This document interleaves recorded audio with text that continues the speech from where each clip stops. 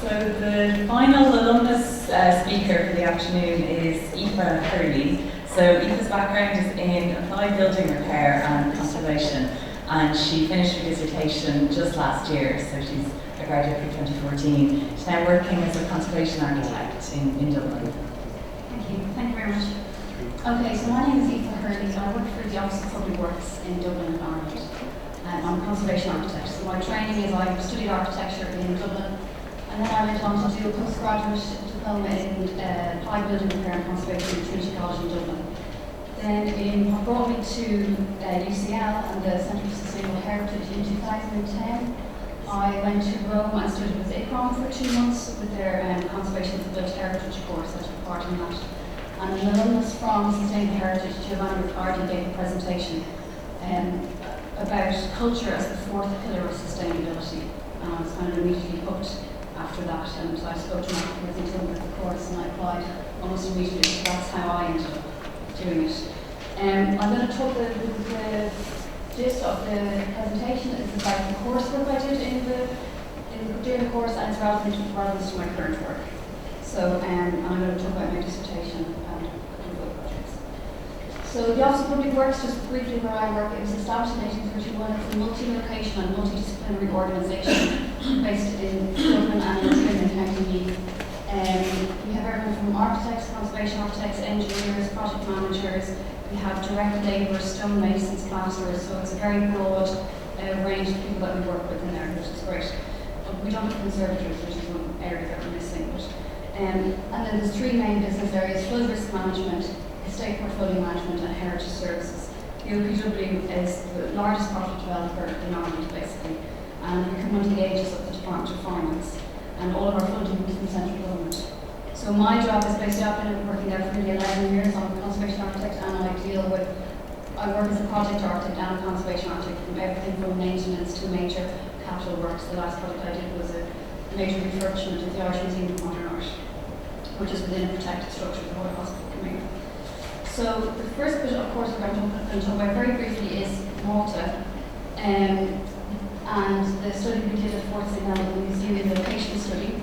The brief was the relocation of objects from the National War Museum collection to the former prison cells, and we looked at the current environment of the cells, the suitability of the existing conditions, we looked at the building fabric and the changes required, and then we also looked at the current storage conditions of the objects that were to be moved. And I found this actually a very demanding project. It was very intensive, and it was a great experience. But for me, my background is in building fabric, so it was very interesting to be looking at the environment within the building, and that's one thing I think I've gotten from the course, is looking at what's inside the building, what's held in the building collections. I had no experience in that before, and that was great to learn that. So how this is relevant to what I'm doing today, this is one of the buildings I look after, which is called the Magazine Fort in Dublin, and it's also a star-shaped fort. So when we were doing the project we got the project in Malta, I got very excited. I was like, oh my god, it's a very similar building to what I'm doing at home. This was built in the 1860s, and it was a munitions store for the Royal Barracks around Dublin. And it's completely derelict now, it's gone into serious disrepair. And we're trying to do a feasibility study on how to reuse it, but also emergency maintenance works. And before I did the course, we were kind of looking at this with this kind of grand scheme in mind, and a huge big tourist location and the visitor centre and all this. And when I came back, I thought actually we need to be a bit more holistic with how we look at this, and look at the maintenance of the building as well as how it's going to be used in the long term. So how this is relevant, how the two are relevant to each other, even though they're of different climatic conditions, and we don't really have a final use for this building, but it's the process and the approach to them, which is what is kind of similar between the two projects, and considering it in a wider context. The next thing I'm going to talk about is my dissertation. This is the Custom House in Dublin. It's from 1791, designed by James Gandon, who's a quite important architect who built a lot of buildings around Ireland. It was destroyed in 1921 during the Irish War of Independence, purposely because it was one of the centres of administrative rule, of British administrative rule in Ireland. So it was set on fire. Reconstruction commenced quite quickly in 1925 under the newly formed Free State government. And you'll see here quite distinctly that the dome is a completely different stone to the rest of the building.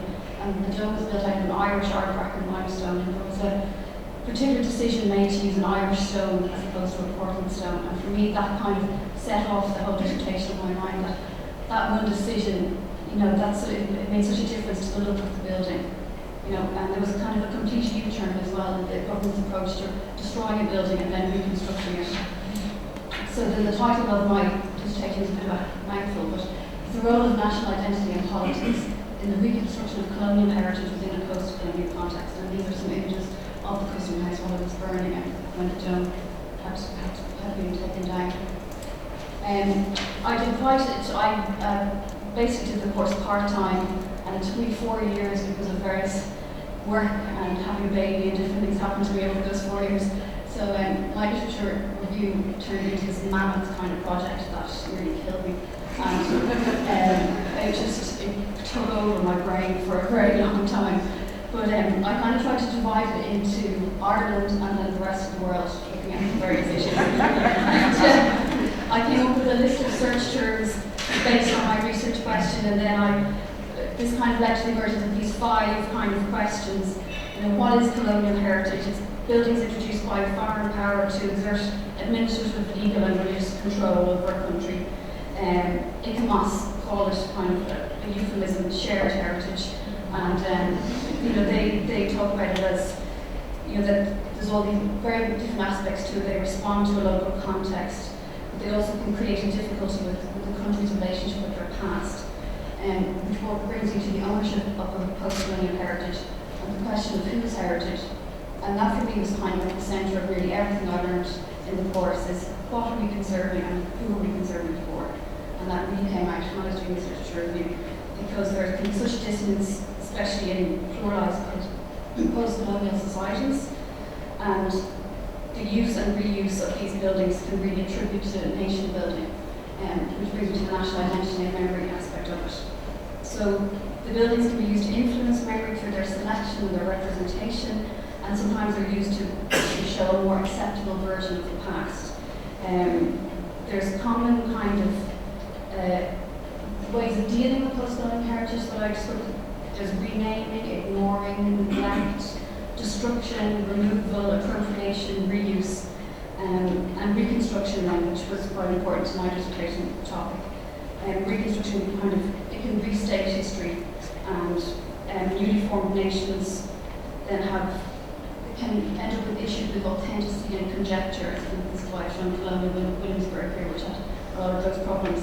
And at what point do these buildings lose their imperialistic meanings and become part of a new nation? That report was the Irish context. Similar themes kind of emerged.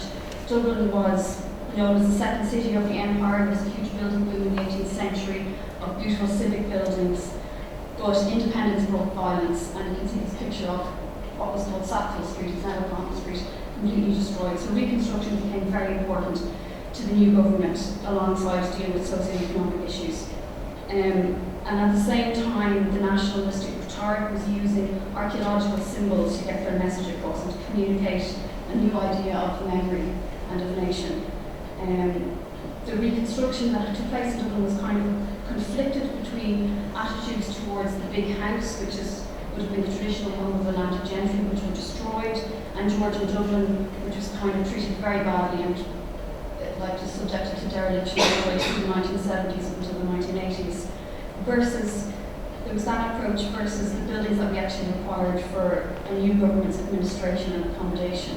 So a big rebuilding program took place of some of the major city buildings that were destroyed. How I chose kind of a methodology for my dissertation. I decided to do archival research, archival documentary research, along with the case study building, which is the Custom House. And the case study was kind of chosen as an instrumental case study to demonstrate the research questions.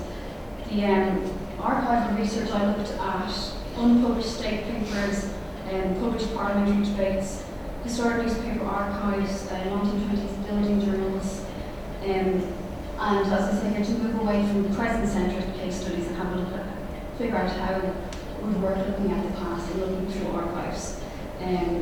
So it really helped to understand heritage process maybe, because I was literally reading these letters that are 90 years old and trying to decipher people's handwriting, and then looking at the newspaper articles to kind of place the archive material within the outside world.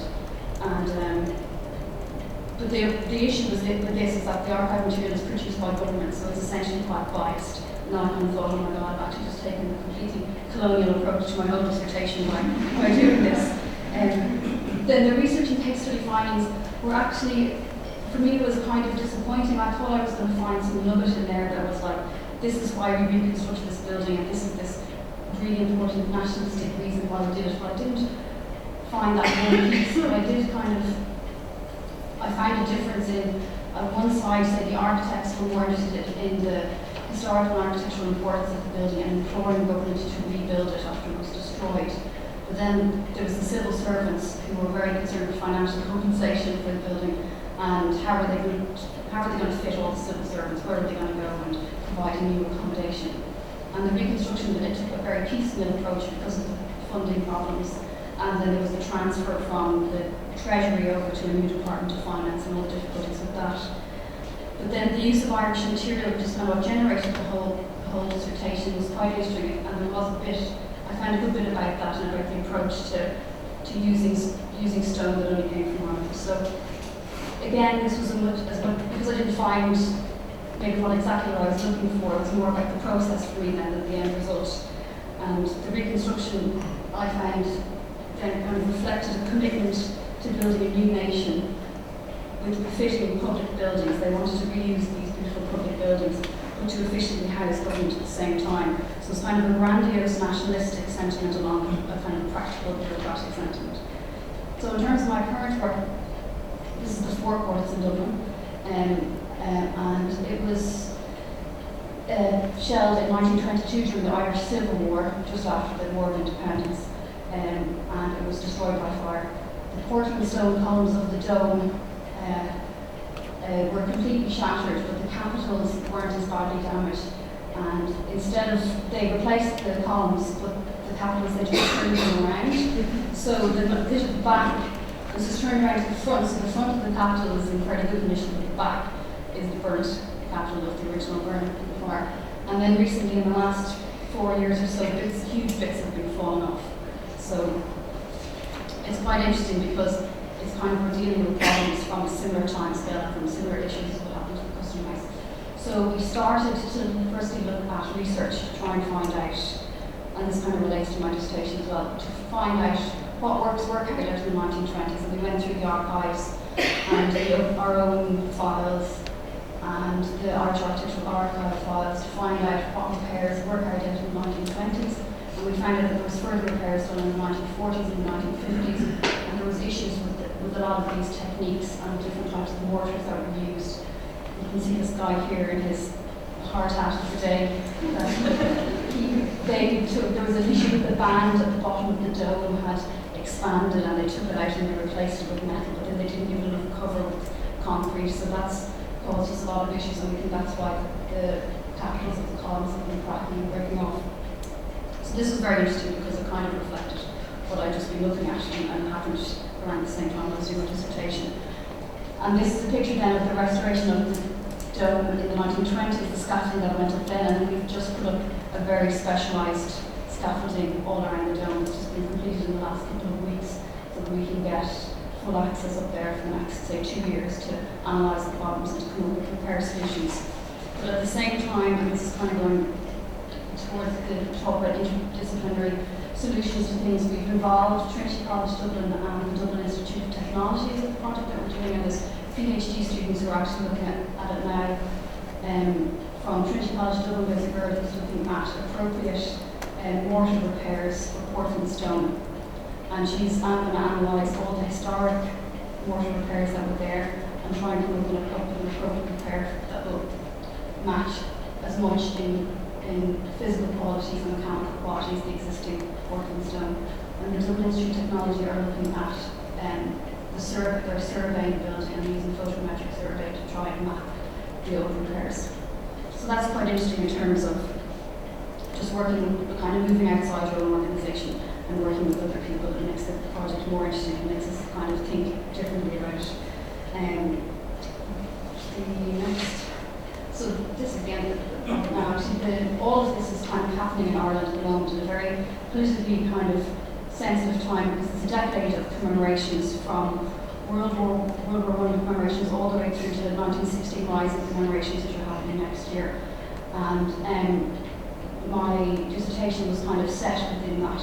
And for me, I find this very interesting about how post-colonial nations deal with the commemoration of such kind of events that cause such upheaval to the nation, and how they're going to approach that. The project here over here is Arbor Hill Cemetery that I'm working on at the moment, and that's where the leaders of the 1916 Rising are buried, so it's a very, very sensitive site. And I was just kind of thrown this project when I came back from maternity leave. They're like, oh, do it up, just do something. And you know, I try to be, this is kind of trying to figure out who are the stakeholders, who do I need to talk to. There's so many people involved in this, between the Department of Defence, the families of the people who died during the Rising, and I'm trying to apply a kind of a discrete conservation to a project like this, which I think I've learned reading through it's something I think I've brought from my time at the MSc Sustainable Heritage, to be a bit more about sensitivity and about, again, back to that question of like, why are we doing this and who are we doing this for? And I think you see from my interest really lies from all this between theory and practicality. I'm trying to marry the two, trying to think about the deep problems, but also bringing that to a project like doing a Portland stone repair on a tiny piece of stone. So that's it. Thank you very much.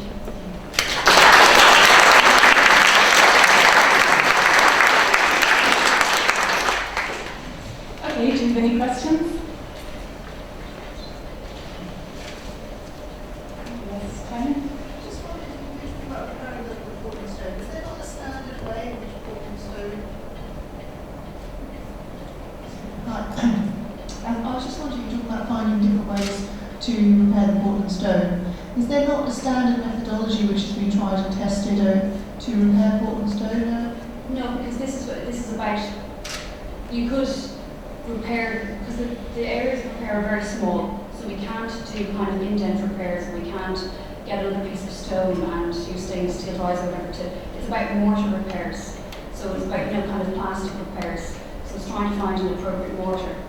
And we weren't happy. There's projects out there that can be used for that type of repair, like Bremmer's repair mortars and that kind of thing, but we wanted to find one that's actually much more similar in components to Portland stone. So as far as we were concerned, no, there's a girl doing her PhD on it, so yeah.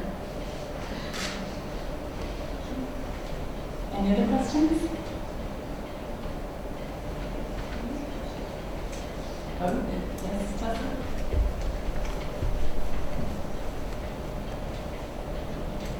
I'm the students, current students on the MSc. I'm interested in the extent to which, although you obviously approached the project with the sensitivity you were mentioning about that particular case that you were dealing with when you came back from maternity leave, to what extent, as a conservation architect working in your department, is there space and time for you to do the kind of stakeholder management and community engagement that you feel is necessary? Or is that something that is, to what extent is that recognised as a necessary element of your work? It wouldn't have been really, not really, it's very hard to find time to do it, because I would just be given a product and they would kind of expect me to just produce contract documentation within a matter of weeks and just get a builder on site and do it. So it's something that we're trying to kind of introduce more. Ireland is always a bit behind the UK in terms of all this stuff, and it's something that we're trying to bring in. But because it's a government organisation and we're getting our funding from the Department of Finance, to them time is everything. They want things done as quickly as possible, and things will be very political. So you just get suddenly handed a political deadline, or somebody has just been re-elected and they're in a different constituency and they promised their voters that this is going to be done by a particular time. So unfortunately, stuff like stakeholder engagement and community engagement always suffers because of that. That's something we're trying to do a bit more. Can you repeat?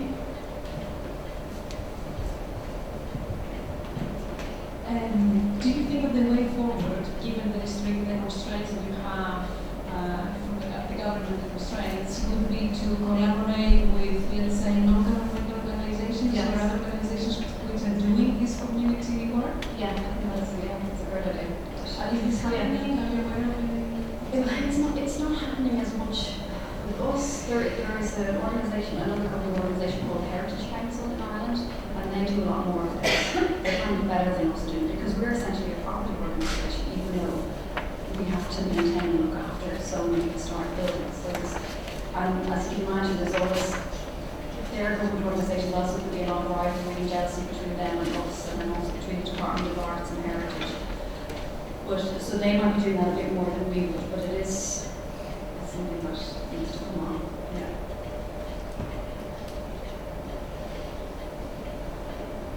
Okay, well, if there are no more questions, then thank you very much again.